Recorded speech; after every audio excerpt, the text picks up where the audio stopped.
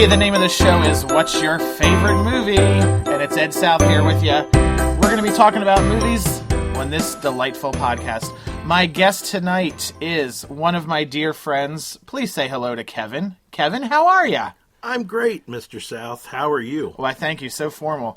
Kevin and I, very, very good friends. We go way, way back.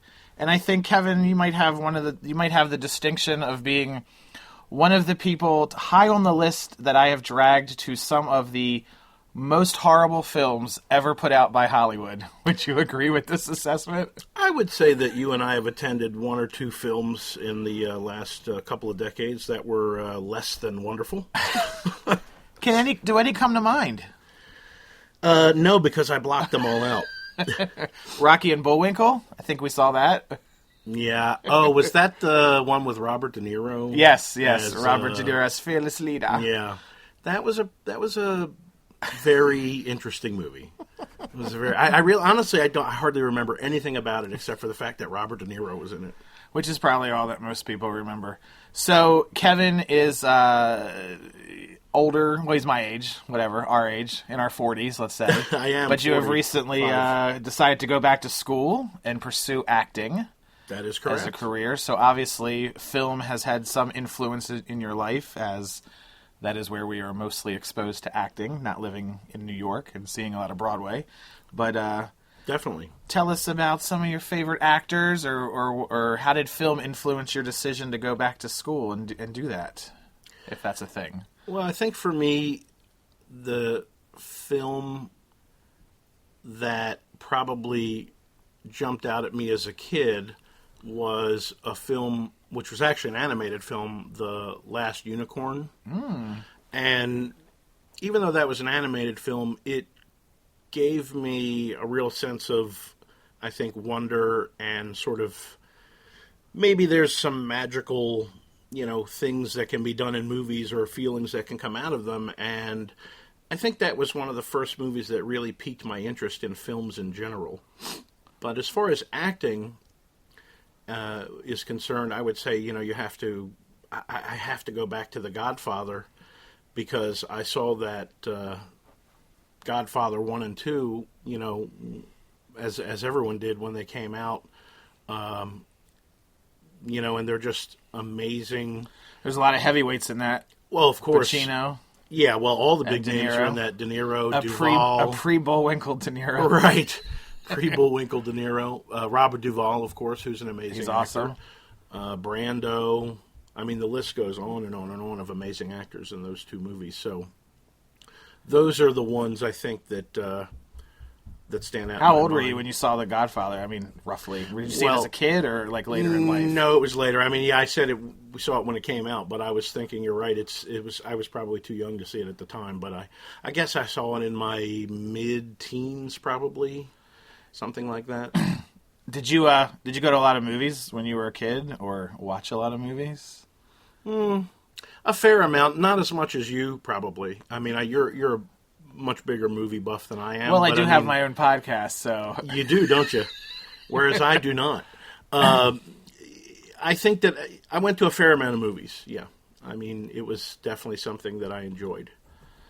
Back in the days of dollar theaters, those were nice, because you could see a lot of movies. But now they're all big, giant stadium seating theaters. I remember at your parents' house when we first met, they had a pretty nice-sized video collection. I remember they had like a ton of movies taped off of HBO, right. And they even had a notebook with all the movies listed in it, which I had never seen. That. Yeah, well, the only reason I remember that is because I did that too, wow. And I had never seen anybody else do that. And I was like, oh my gosh! And I was just sitting there looking through it, and I didn't really think about that, actually. Now that you mention it, of course, it blows my mind a little bit, because my parents had, I don't know, like 300 or 400 videotapes or something with movies and TV shows and all kinds of stuff. So, I mean, definitely movies and theater as far as acting, not to go off the movie path, but I mean, they do sort of coincide for me because wanting to pursue acting. But yeah, I would say that movies, it's a great escape from life. I mean, that's what movies are in general. Right. And, yeah, your list of movies are would I say, darker, or obviously a little heavier than where I would tend to lean, because the movies are an escape, and I like bright colors and singing and silliness and mooses driving cars and stuff like that. But sure, I mean, and there's nothing wrong with those right, things. right. Everybody's got a different thing. So when you came up with your list of 5 favorite movies, what were you thinking in your head? Just movies that were like that your goat? I mean, was it a no-brainer? Did you have to think about it? Or I thought about it a little bit. What I was thinking of when you and I spoke about it was what would be a list of movies I would give to someone to any person who is interested in exploring movies, and whether they have seen these movies or not. From my perspective, in the innumerable movies I've seen in my life, these are 5. Of course, there's always more, right? But these are 5 that really stand out to me as being a worthwhile investment to sit through, both as a moviegoer and an actor. Excellent. And number 1 on your list is Trainspotting, 1996. And this stars Ewan McGregor, right? Ewan Bremner, Johnny Lee Miller, and Robert Carlyle. First of all, if you have 2 Ewans at the same time, you got to go with it. Well, first of all, I'm sure Ewan McGregor would love your pronunciation of his name, but he's Obi-Wan to me. I don't know. Right. Well, I'm sure he's Obi-Wan to many, many people now. But yeah, Trainspotting. This is a British film, financed, or it's made? Yeah, it was shot in Scotland, I believe. Scotland. And there's United Kingdom in general. Let's put it that way, because they are in fact traveling between Scotland and London, I think, at some point or something like that. So let's just call it the United Kingdom. And there are people there's a guy from Ireland in the movie, some Scottish guys, some British guys. So, they're all kind of friends. And it's one of those movies that I saw during a really good point in my life when I was working in a really good job and things were going well, and it was, life in general was on the upswing. And I saw this movie, and this movie is a bit of a downer at some points. I don't see how anyone could watch that movie and not see how it can be completely bleak and depressing. But the entire experience of the movie is not that way. And for me, it touches on a level of human existence that I think even people... There's a lot of heavy drug use in the movie, which I personally wouldn't condone, especially, I say heavy drug use. It's heroin, isn't it? It's heroin, right. So it's heavy as in the sense of heavy-duty drugs, but they're heavily using it, and that's a scary thing. The movie's basically about a guy, a heroin user, a junkie. Correct. Who decides to quit, come off of it. He is attempting to quit and fix his life. And then this follows that process. It starts with him pretty much quitting. Correct. Ewan McGregor, his character is the main character that you watch through the movie, and he's also narrating it at points. And he is trying very hard to fix his life. He hangs out with a group of friends that, they're all very young, and they're all just sort of living by the seat of their pants, if you will. And in what was then the mid-'90s, and during a huge drug epidemic across the globe. So there's so many levels of how this movie touched on life then and can touch on life now. But his character is trying to kick this habit, and he's in some ways really dragged down by some of the friends he hangs out with and their desire to keep doing drugs. You mentioned that you saw this in a good point in your life. So you saw it in the theater, right? So that you saw it in 96? Correct. And we've been friends since 93, so in my head I know where you were. We were kind of in the same place in life, just kind of coasting. We weren't in serious relationships, and kind of, were you still going to school then, or? I think at that point I was working full-time. As much as we ever went to school back then. It's possible there was some schooling still involved, but I think at that point I feel like I was working more than going to school. Many days, at least many days involved some good eats in a movie or two at that time. Oh, yeah. But Pit beef. That's what. But that's another podcast. The Pit Beef podcast coming soon. The one of the things about movies is that it can take you back to a certain time. So, like, if I mean, 96. If I had kept track of every movie that I've ever seen, especially like in the theater, 96 would be chock full. I probably saw over 100 movies that year because we went to the movies all the time. Right. I mean, that was a thing with all of us, with all of our friends. We were always going to the movies. And it was more than just get in the car, go to a movie, go home. There was obviously hanging out and stuff involved with that. Well, and we also were exploring a lot of interesting movies as well. I remember, not to detract from the list we're speaking about, definitely. But I do remember you and myself and another friend of ours went to see Sling Blade at the Rotunda Theater, I believe it was. Right, in Baltimore. A little tiny 2-screen theater. Art house cinema. Where when somebody opened the door to the auditorium, the entire screen got flooded out with light from the lobby. Right. It was a small theater. Small theater. And I don't think we knew much about Sling Blade. Like, it was just kind of like, oh, this is a good movie. We should go see it. And then, obviously, if you've seen Sling Blade, like, just completely blown away by the whole... Absolutely. And that's exactly to my point, is we were going to a movie... I remember that particular one. I had no clue what it was about. I hadn't even heard of it at that point, and you guys were talking about it, and we went and saw it, and it was great. It was just a phenomenal experience. Yeah. The acting was great. The movie itself was a very moving, touching exploration of relationships, and getting back to Trainspotting, that's pretty much for me as an actor and a moviegoer. What things boil down to a lot of times is the relationship, whether it's between the main characters or the plot of the movie and the character, or in Trainspotting, the drugs and the characters. Right. You know, there's something beyond just humanity in the relationship between the drug use and the people involved. And that's something else that, again, you know, I don't personally condone that kind of thing. Obviously. And I wouldn't do it, but I mean, you know, this is part of the world we live in, so. The movie Trainspotting was directed by Danny Boyle, who followed it. So I'm doing the research last night and taking some notes, and he followed this up with A Life Less Ordinary with Ewan McGregor and Cameron Diaz. Did you ever see that? I did not see that. I saw that and loved it. So when I put the two and two together last night, I was like, man, I really should have. This looks like something that would not be Trainspotting. Like, just looked like something that I would not be interested in sitting through. It's a little, like you said, it's dark, it's heavy, it's graphic at times, and whatever. But so I was like, Life Less Ordinary. Man, I loved that movie, although I haven't seen it in forever. But so I started watching it last night, Trainspotting, and I started at like midnight, so I only made it like 20 minutes through. But it's visually a very exciting film. It's very fast-paced right out of the gate. Oh, yes. It's really cool. Danny Boyle also did 28 Days Later, which is a very popular... Excellent movie. Excellent movie. I would like to see that. I'm not a tremendous fan of zombie flicks, but I have to say 28 Days Later is a great movie. I heard good stuff about that. And then he did Slumdog Millionaire also, which won Best Picture, and he won Best Director in 2008. Did you see that?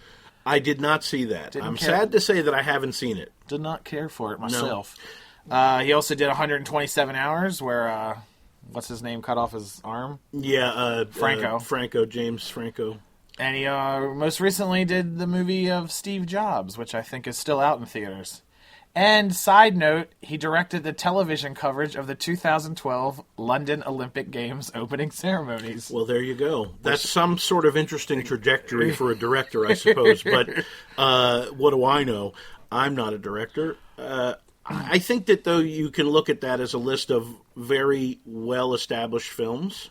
Whatever you may think of them, whatever anyone may think of them individually, is one thing. But that's a list of accomplished films. Oh, definitely, yeah. And I mean, those are just some of them. Those are his big ones. Right, and I think that that's another good aspect of the movies I've chosen for us to speak about is that you'll find, and because I'm sure you've researched all of them if you've researched one. I did. Well, I figured that, right? Because you are on top of this, and that's great. I think you'll find as we go through that the films themselves are standalone creations, but the people who have created them often have previously and subsequently created other really amazing films. Right. So, and that is the real takeaway for me is, and I don't want to jump too far ahead of go us, ahead. but for example, Aronofsky, Darren Aronofsky is one of the directors on the list of films I Right. sent, and and he has, as you'll discuss later, I'm sure. Did he do In Bruges? Is that? That's The Fountain. Oh, he did The Fountain. Okay. His movies are like a serious journey while you're sitting in the theater or even in your home. It doesn't matter. Those movies are just journeys. They're epic journeys. And so each one of these filmmakers, my point being, is that they're able to create rather consistently humongous, mega humongous, human life experiences that are a step above, for me personally, the run-of-the-mill movie. That's deep. Yeah, well, it's not that deep. It's cool, and it's cool to recognize that and take in a director's entire filmography into account. Whenever I watch a movie, when it's over or during it or before it, go to the IMDb, click the director, see what else he did, which is what I should have done a week ago with Trainspotting, and I would have gotten all the way through it because I loved A Life Less Ordinary enough to say, okay, he directed something else. And as soon as I started Trainspotting, I was like, this is the same pace, just like that fast stuff. You mentioned the Rotunda in Baltimore, which is where we ran around and grew up, kind of, and you still live there. Is the Rotunda still around? To my knowledge, it is gone now. It is gone. That entire shopping center was leveled, and they're building condo buildings or something like that in that spot. Which, if that's not true, it will be within the next year or two, because that's what everything happens. When we were talking about this, though, you mentioned Westview Cinemas, which I just wanted to touch on, which was an awesome theater right outside of Baltimore that we used to go to all the time. It helped that it was right down the street from our school, from our college, but that's where you saw Trainspotting. I think Correct. you said that was the last movie you saw at Westview. Right, at Westview Cinema. I would also take us back a little further than Westview Cinema, which was right there on Route 40. For those people who know the area who may be listening, Route 40 and right off of 695, the Westview Cinema was, when I was a child, a drive-in. Well, there was a drive-in next to it, yeah. Right next to it, right. The Edmondson. Exactly. See, I knew you would remember the name of it even, and I couldn't even remember the name of it.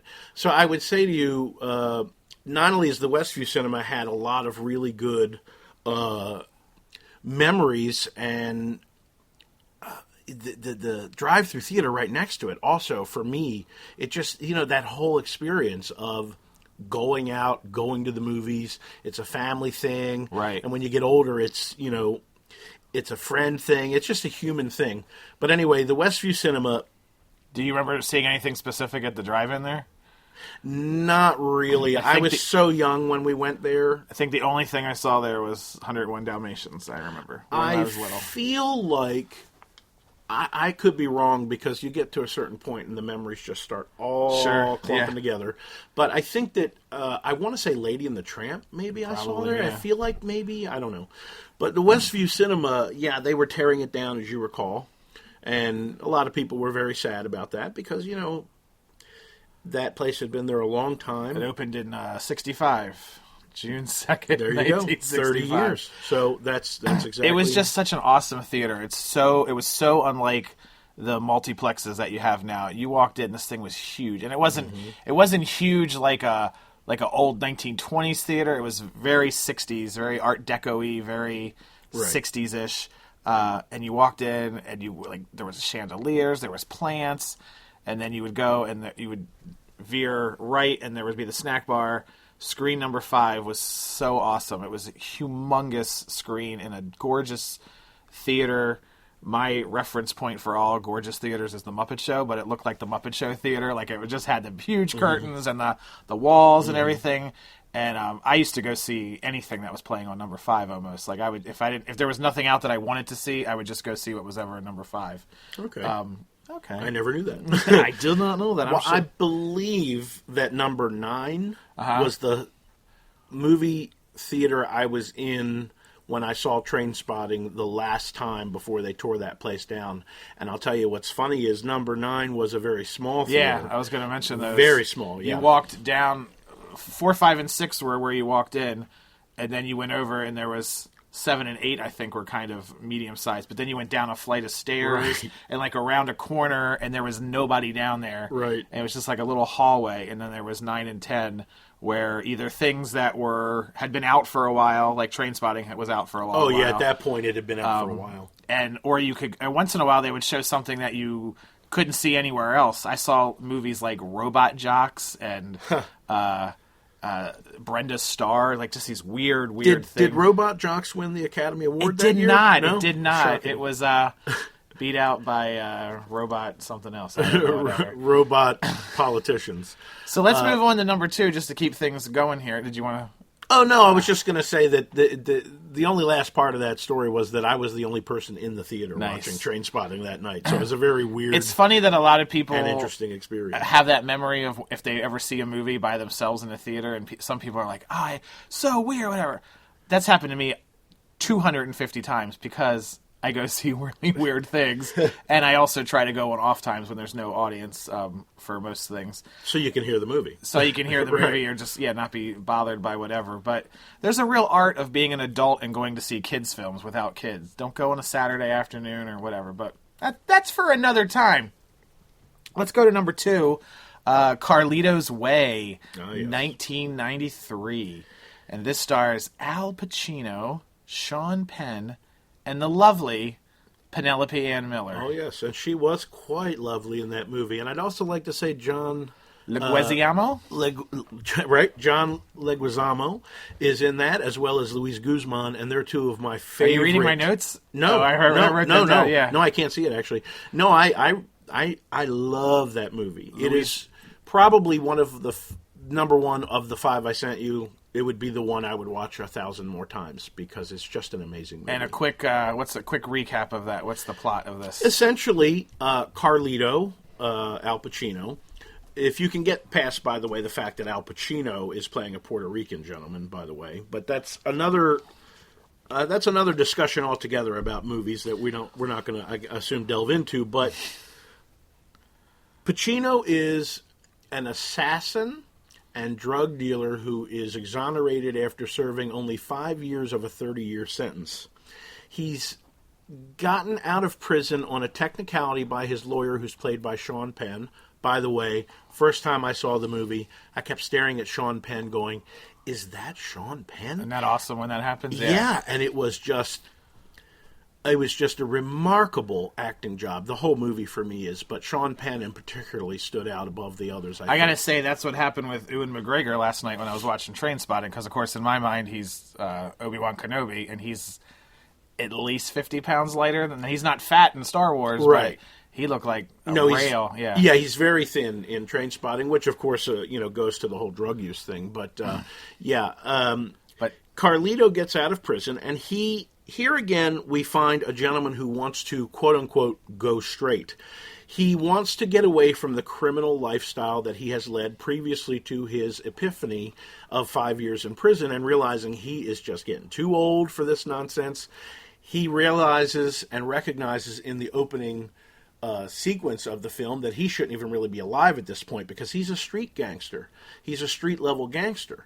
Even though he's a notorious assassin for a major drug pusher and well-known in that neighborhood where he's from, he just wants to give it up. He wants to live a normal life. He's tired of running the streets. And so that's an interesting through line for any movie, I think, where one person is trying desperately to get out of imminent and dangerous circumstances and shirk off a bad life and move on to something decent. That's the crux of the movie, and Sean Penn is the lawyer. And, I hope you have this. There was a prosecutorial attorney. How'd you like that phrase? I do like that word. I would write it down, but I can't spell it. I can't either. But is it Viggo Mortensen? That's the only other name I have. No, actually, Viggo Mortensen was Laline. His character's name was Laline, another Puerto Rican. And And because, blonde-haired, blue-eyed Viggo Mortensen playing a Puerto Rican makes a lot of sense. But I know, I'm sorry, I'm diverging from the thing. But, that's a big thing nowadays in acting. And that's why I mention it. Because as an actor, and I'm studying acting right now, the underrepresentation of minority actors is something that is a serious issue. If they pulled that now, it would be... Exactly, and that's why I mention it. Because I think that modern-day fans and people who are listening to your podcast will understand that, wait a minute, why do you say that's a good movie if this guy was playing a Puerto Rican or whatever? Because you have to look at it in the context of the times, unfortunately. Reality is that those things are changing, but the actor that played the prosecuting attorney, it's terrible that I have forgotten his name. He actually died recently. He was a very well-known character actor, and if you can think about it... What's the lawyer's name? It was that guy right there. James Rebhorn. Rebhorn. See, when I saw the first name, I realized what his last name. Thank you, IMDb. Recently. Yes, indeed. He just died. He died in 2014. Yeah. Yeah. Well, for me, that's not a long time. No, but he was in it, and he was a great character actor. Penelope Ann Miller. I miss Penelope Ann Miller. Beautiful, beautiful she woman is. in that movie, man. And you want to talk about what I like circumstances of actors. Very few women actors get to continue to be in the spotlight after they quote unquote lose their looks. Like as soon as they don't look young or gorgeous or whatever, not even any of that, just when they start to change, they get older. Right. I mean, you could name 70 actors over the age of 70 that are still big, huge stars. Well, Faye Dunaway is still an enormous worldwide star. Yeah. And she's, I think, well into her 70s now. But she couldn't headline a movie in America. No. You're not going to go see a movie because Faye Dunaway's in it. But Penelope Ann Miller, you don't even see. I don't think she was in a... She does TV now, but she was awesome. I think that this is an epidemic in acting that a lot of people are aware of now, that, looks are what sells. And, for me as an actor, because I'm a heavyset guy, I know my limitations. And I know I'm not going to be Tom Cruise in Mission Impossible, but I can be, the guy who's behind him, right? Or some other character on the side. But anyway, the bottom line is Penelope Ann Miller was Pee-wee's girlfriend and picked up Pee-wee. Oh my! That's all I'm getting at. Wow, that's amazing. But she's been in a lot of good stuff. She was in Kindergarten Cop, huh? In Pee-wee's Big Adventure? No, Big Top Pee-wee, the second one, where he owned the farm. I don't remember that one. Maybe I didn't see that one, which I would be surprised because I love Pee Wee Herman. He's great. Yeah, that's a good movie. But back to Carlito's Way. Yes. I saw the movie in the theater probably about 10 times. Wow. I rarely have paid to see a movie twice. So I wanted to put that out there because to me that says something about me and that movie. That's crazy. I've never seen a movie in the theater 10 times. I was actually quite disappointed because I bought the soundtrack to the movie, and one of the big songs in the movie is Joe Cocker singing You Are So Beautiful. Well, on the soundtrack CD, it's someone else singing it. For copyright reasons, they don't have Joe Cocker on there, which, really irritated me. Did you take you should have took the CD back to the store and said, hey, this is not Carlito's Way. That's right. That's right. This is not so beautiful to me because it is not Joe Cocker singing. But would you say that's the movie you've seen most in the theater? 10 times. That's insane. Trainspotting I saw a few times in the theater as well, but Carlito's Way, I was so addicted to that movie. It's a very compelling story. It's very well acted, and it's just a very compelling story. Just so you know, when you're married, you're not allowed to see a movie twice in a theater. Oh, really? Is that how that works? I've discovered that. Well, thankfully for me, I'm not married, so that won't be an issue. Luis Guzman also is one of my favorite character actors. He's been in a lot of stuff. I've been watching him my whole life. And John Leguizamo as well is just a tremendous, tremendous actor. He's capable of creating such a wide range of characters, and I really admire him.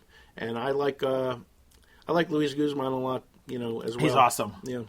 I don't know if I've seen him in anything too heavy, but I know he does comedy and drama. But he'll turn up in the stupidest of movies. Oh, yeah. I remember he's in the fake Dumb and Dumber sequel, the one without Jim Carrey. Oh, okay. I have not seen When that. Harry Met Sally or whatever. It's when Larry met Jerry or whatever Gotcha. it's called. Carlito's Way was directed by Brian De Palma, one of the biggest directors in Hollywood. Yep. He did Mission Impossible, Raising Cain with John Lithgow. He's a good actor. Yeah, John Lithgow is he's a very underrated actor, I think. Casualties of War he did. Mm-hmm. Sean Penn and Michael J. Fox. The Untouchables. Mm-hmm. Who's not in that? Was that Kevin Costner. Yeah, I could see his face. Kevin Costner, yeah. He also directed a movie called Wise Guys in '86 with Danny DeVito and Joe Piscopo, which is when Wow. I'm going to have to watch that. When going back through his filmography, that was the most recent of his films I had ever seen. But Body Double, I think I saw that. Scarface. Of course I've seen that 20 times. Not in a theater, but... He did Dress to Kill, which I've seen, and he did the original Carrie, which I've seen, which was really good. Yeah. Is, in my mind, because I don't watch a lot of this kind of a movie, are Scarface and Carlito's Way similar in any ways? Or I don't think just so. The drug aspect is about it? The drug aspect would be about it. They're two completely different movies. For one thing, Scarface takes place in the 70s, when cocaine was the big drug of choice, and Carlito's Way takes place in the 90s with a heroin epidemic going on. So it's two different worlds, two different time periods, two different drugs itself. But I think that the characters of Scarface and Carlito are so unbelievably different from each other that I don't think that I don't think that anyone could look at Al Pacino as anything less than just an amazing actor. Yeah, it's not. There's nothing similar about it. Well, the name of the show is What's Your Favorite Movie? And I happened to find Brian De Palma's favorite movies. All right. Lawrence of Arabia. Outrageous. Yeah. The Red Shoes, which I'm not 100% I'm not sure. sure if I've heard of that one. That's about dancing, I think, but I could be wrong. And Alfred Hitchcock's Vertigo. Okay. Now, Kevin and I have been friends for a very long time, and as any good male friendship, we quote movies all the time. Sure. And you have to if you're two guys and you're friends, and if you don't, then I don't know. And so if anyway, you're two guys and you haven't seen Cannonball Run together... Cannonballing? Yeah. So I was worried that our show was going to be full of like inside jokes, but we haven't done too many. But here we're going to. So I came up with a list of the 10 movies we quote all the time. You and I. All right. So I'm going to name the movie, and you give me the quote that we do all the time. Just whatever. Oh boy. So here we go. These 5 we do all the time. All right. Okay. Ready? And you give me one of the quotes that we do all the time. Caddyshack. Caddyshack. Did I put you on the spot? Come on, would you Caddyshack? You got that going for you, which is nice. Exactly. Smokey and the Bandit. Oh, there's so many. Right. We ain't got time for that. History of the World Part 1. Let us have Caledonia do her highly erotic temple dance in praise of Eros. Blazing Saddles. Where are the white women at? Jeffrey. Oh, you have an earring. Fun. Last year. All right. Nothing like gay Picard. Nothing like Patrick Stewart being gay. Cannonball Run, which we do all the time. These bleeds? Yes. These bleeds. You can say that. Of this you can say that. I think that's why we don't do that often, but it's one particular line that you love. UHF. Let me think for a second. Oh, that's such a great movie, too. Weird Al's movie is awesome. Is excellent, yes. Let Me Be Your Hog. No, that was a song. It has to do with currency. Oh, yeah. Oh, yeah, when he gives him the penny. Gee, thanks, mister. He gives him that penny. Yeah, that's right. All right, 2 of your favorites. Dr. Detroit. Oh, man. Oh, God, I love that movie. Howard Hessman and Dan Aykroyd. Dr. Detroit, we go, Mom, yes. Back to School. Oh, man. My life in film. There's so many in that movie, too. What's the big one with... I can't remember. What's the one from Back to School? I don't know. And finally, number 10. Completely off the charts for the rest of these movies. remains of the day. Miss Kenton. Miss Kenton. This is my personal time, Miss Kenton, and you're disturbing it. I always thought it was Mrs. Kensington, and then I looked it up to see what movie it was, and it was Miss Kenton. So I've been living a lie all this time. So that's our all-time movie quotes. Did I miss any? Well, the only other one I would throw in is Giuseppe Franco from Dice Rules. The Dice Rules. The Andrew Dice Clay. I hear you. You're right. We do that one more than any of them. I hear you. Franco Giuseppe. All right. Number 3 on the list. In Bruges. Am I saying it right? In Bruges, yep. 2008. And I will say, first of all, that I remember when this movie came out and seeing the trailer and just looking at it. And I mean, this is 2008, so what? 8 years ago. Still, it's hard to believe it's that long ago. Yeah. But I just remember seeing the trailer for this and being like, that looks like the most boring film I could ever imagine. I don't like things about hitmen because I feel that's not a real... I mean, I know there's really hitmen in there, but the ratio of real hitmen to movies about hitmen is way off. Right. Whatever. But I watched it for prepping the show because I want to always try to watch at least one movie on somebody's list, and I hadn't seen any of yours. And I watched it. It was on Netflix. And I really, really reluctantly watched it. I put it off for like 2 nights, and I watched it, and I enjoyed the crap out of it. So that's a lesson to everybody to broaden your horizons. And tell them what it's about real quick.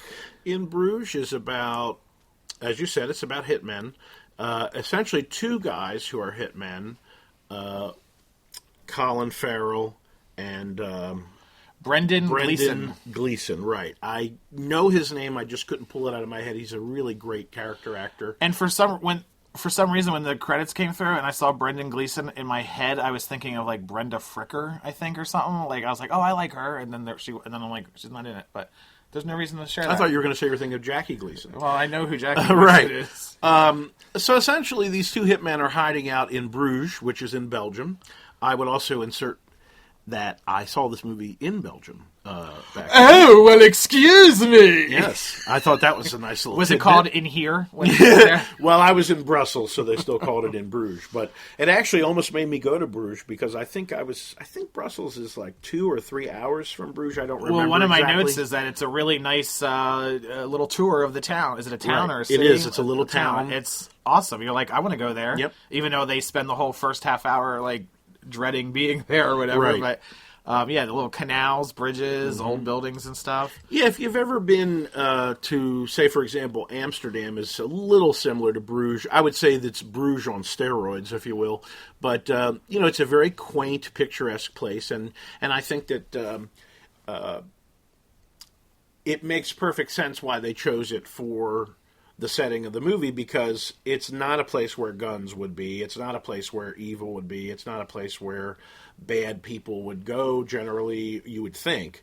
So I think that it's sort of ironic that these evil people end up in this very quaint, historic, just sort of genteel place that's very high on art and architecture and things like that. So essentially they're sent to Bruges by the guy who hires them to do jobs.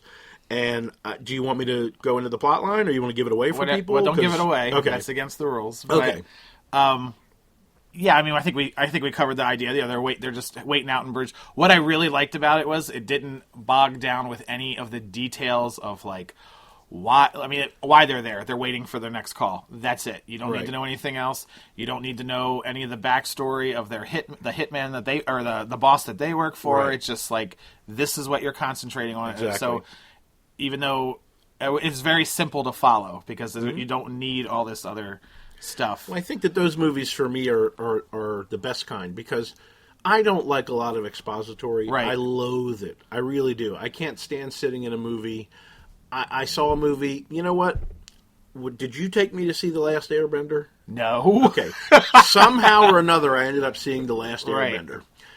Maybe I took my cousin's kids or something. I don't know. But somehow I ended up seeing this movie. And that is, as you just said, you don't like certain types of movies. That's the kind of stuff I don't particularly care for. I realize it's based on something else, a graphic novel or whatever, but it's not my interest. And I did see the movie, and it was a little tough to sit through because for me personally, it seemed like the first 30 to 40 minutes literally was all expository, and it's just boring beyond belief. So I love the fact that In Bruges throws you in to a situation. You do get a sense that that they're there waiting for another job, but you also do get a sense pretty quickly that something has gone wrong. Right. And those are the things that keep that pull your interest, at least for me in a movie. I want to know, okay, well, what happened? Why are they there? Right. I don't want them to just tell me blatantly. And it unfolds in front of you. Right, right. Colin Farrell, probably one of the reasons why when this came out, I was like, ugh. When I first saw it, Colin Farrell just seemed, at the time when he broke big and people knew his name and we knew who he was, he was headlining films and doing like action movies, and to me he was so bland, and I'm like, why is he like just whatever? And then this comes out, I'm like, ugh, he's great in this. He is good in this. Where I came around to him was, and of course they're sillier movies, but he was in Horrible Bosses. Did you ever see that? I did, actually. He is phenomenal in that because, number one, he doesn't have to be the star. He's like he's not even like the second level of characters. He's like he's just a supporting He's actor unrecognizable. He's fantastic. I mean, like getting into a character, like a character like a Austin Powers, Ali G kind of thing, like with the makeup and totally blew me away. And it's a big departure from everything he's done previously. Exactly. That's what sets people apart when they do stuff like that. And then he nailed it too. He's hilarious in it. Like really went out on a limb there. And then I saw him in Saving Mr. Banks, which is the story about a woman that wrote Mary Poppins. I have not been able to see that yet. And I didn't even know he was going to be in it, and he plays a secondary character in that. Just phenomenal. Like, I came out of that like, wow, I had a lot of respect for... Well, see, that's more reason I have to see that. Yeah, that's a great movie. And then Brendan Gleeson I enjoyed him in this, had no idea who he was. Or I've actually seen him in a few movies. He was in Troy.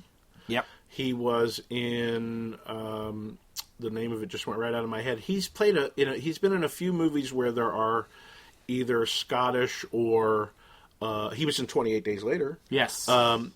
Scottish or Cold Mountain. Greek. He was in Cold Mountain. Warriors and things like that because he's also a large guy. Right. And I think he's a good actor. I really enjoy him. Gangs of New York. Oh yeah, sure. He was and then he plays Mad Eye Moody in the Harry Potter films, which he doesn't come in until later. I'm late to the Harry Potter game, so I haven't met up with him yet. I'm personally just not a fan of Harry Potter. I have nothing against it whatsoever. Before people go, oh my god.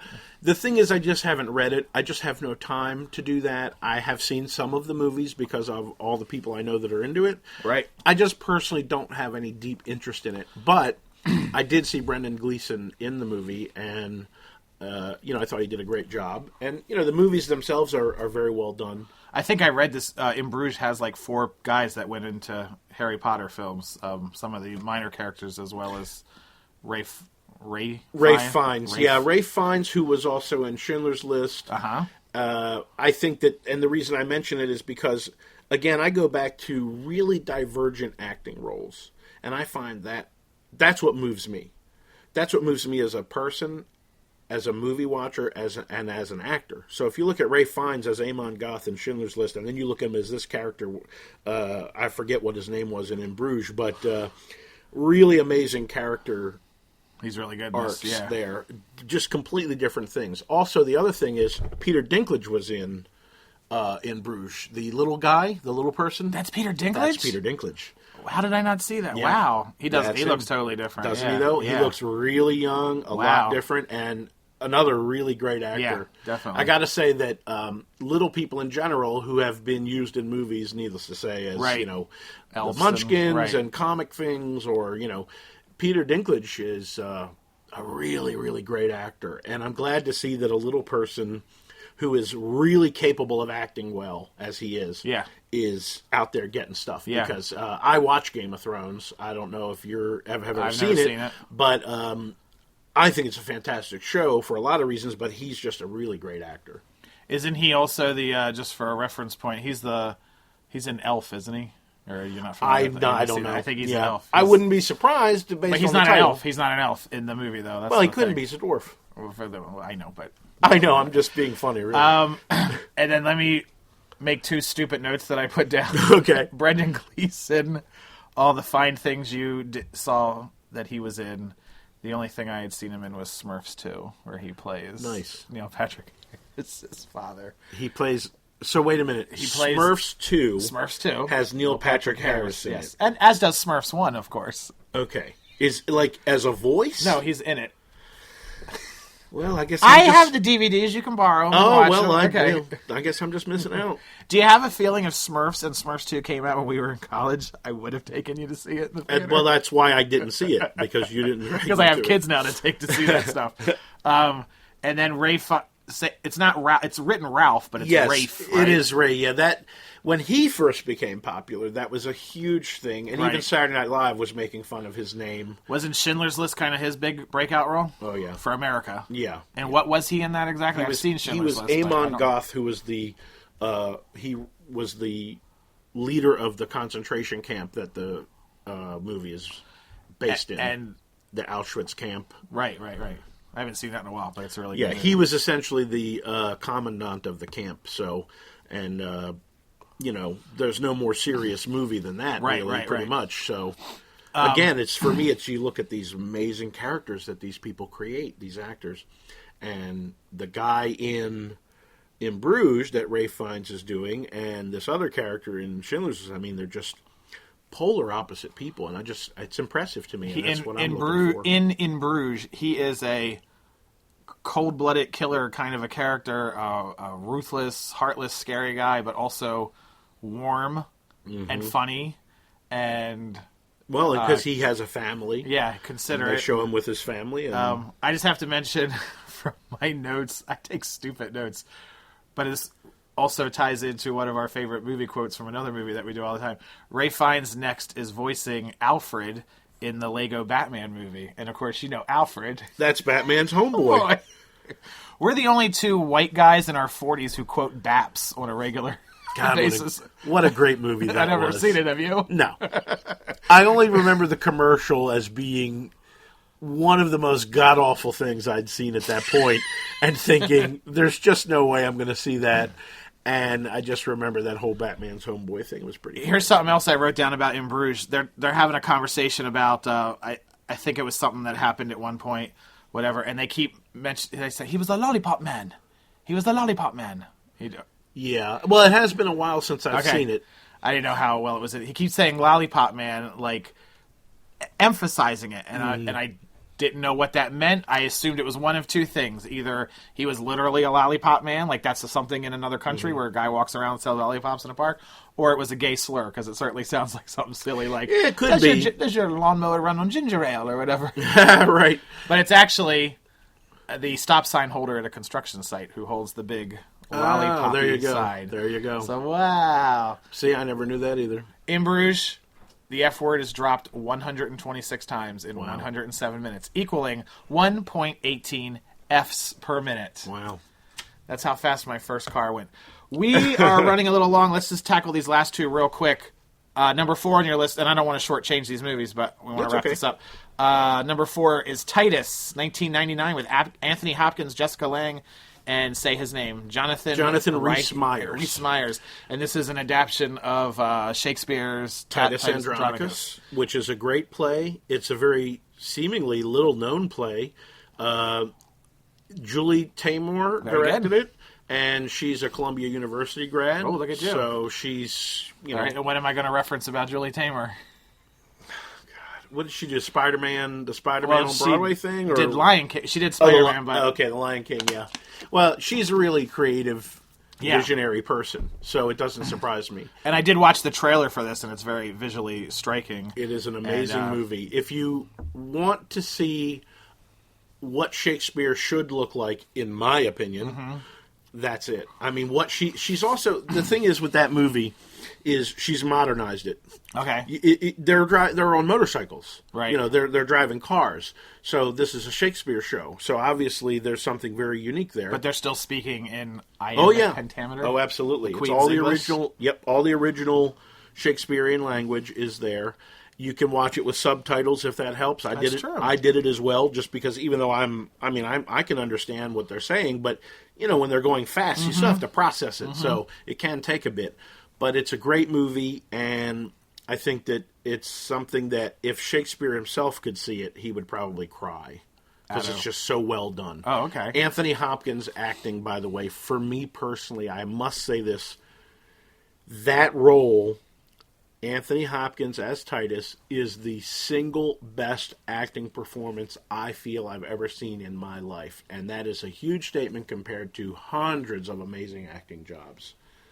What he did with that character in that movie was mind-numbing to me as an actor. I found it just to be so amazingly believable what this man's going through. Has he done any other Shakespeare films, to your knowledge? I honestly don't know. I wouldn't be surprised, but this particular film is unlike any other, because generally when people do Shakespeare as a film, they do it in a very traditional sense. Right? Yeah. I really liked Much Ado About Nothing. Mm-hmm. Did you ever see that? I did Kenneth not. Branagh? Kenneth Branagh. No, I didn't see that. I did see his Hamlet. I did. The whole 17 days of it or whatever, 6 hours or whatever it was. But he's another one, very good actor. Very well accomplished. And director. And director, of course, yeah. He was in Downfall, which is another great movie that if we ever get back to another list. We can. And we might have to put number 5 on the next list. That's okay. Bump it. The Fountain with Hugh Jackman, Rachel Weisz, and Ellen Burstyn, directed by Darren Aronofsky, who you mentioned earlier, who did Black Swan, which I saw. And watched the trailer for The Fountain, and it was...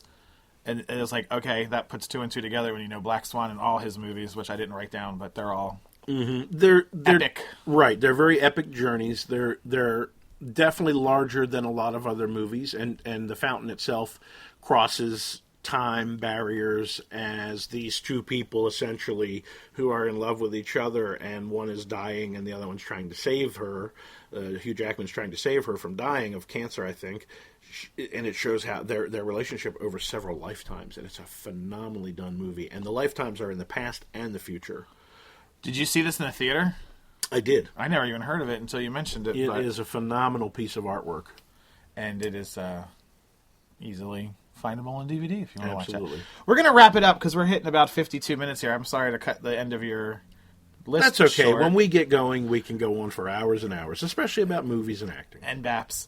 And so, Batman. Kevin is in a web series called, say it because I can't. Scapparonde. Skapparoneday. Right, Scapparonde. And you can find all episodes on YouTube of that if you want to check out correct. Kevin, where he plays Murray, the band manager. That is right. Murray Teach. At Kevin's acting career, you can follow him at Kevin Joel Anderson on Facebook for his Facebook page.